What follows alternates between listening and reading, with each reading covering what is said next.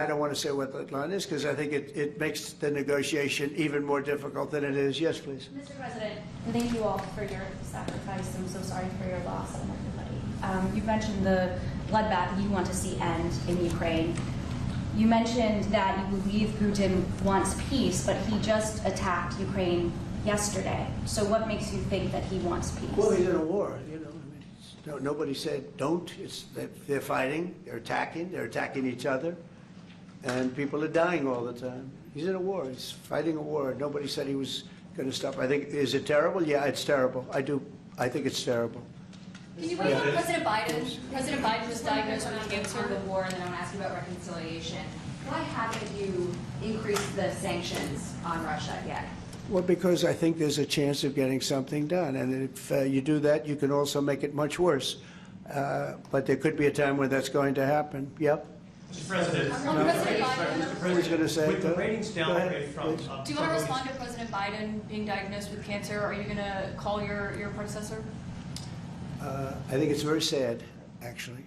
I'm surprised that it wasn't, you know, the public wasn't notified a long time ago, because to get to stage 9, that's a long time. I just had my physical. You saw that. You saw the results of that particular test. I think that test is standard to pretty much anybody getting a physical, good physical. We had the doctors at the White House and over at Walter Reed, which is a fantastic hospital, do it. I did a very complete physical, including cognitive tests. I'm proud to announce I aced it. Got them all. I got them all right. You proud of me? Yes. Your husband would be proud of me for getting them all right.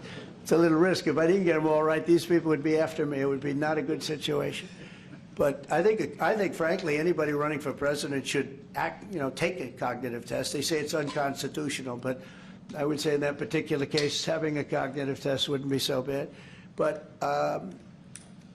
when you take tests, medical, as a male, that test is very standard. I don't know if it's given to everybody, but it's given just about. And it takes a long time to get to that situation. Now, I think, to get to a stage 9, I think that if you take a look, it's the same doctor that said that Joe was cognitively fine. There was nothing wrong with him. Well, he said, if it's the same doctor, he said there was nothing wrong there. And that's being proven to be a sad situation. And the Autopen is becoming a very big deal. You know, the Autopen is becoming a big deal because it seems like that maybe was the president who ever operated the Autopen. But when they say that that was not good, they also, you have to look and you have to say that the test was not so good either. In other words, there are things going on that the public wasn't informed. And I think somebody's going to have to speak to his doctor, if it's the same, or even if it's 2 separate doctors.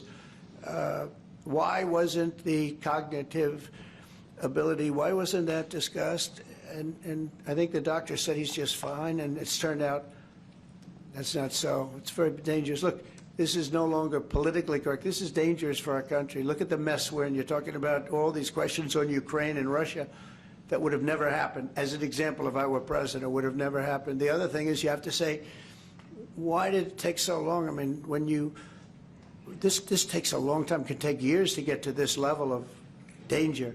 So it's a very, very sad situation, and I feel very badly about it. And I think people should try and find out what happened, because I'll tell you, I don't know if it had anything to do with the hospital. Walter Reed is really good.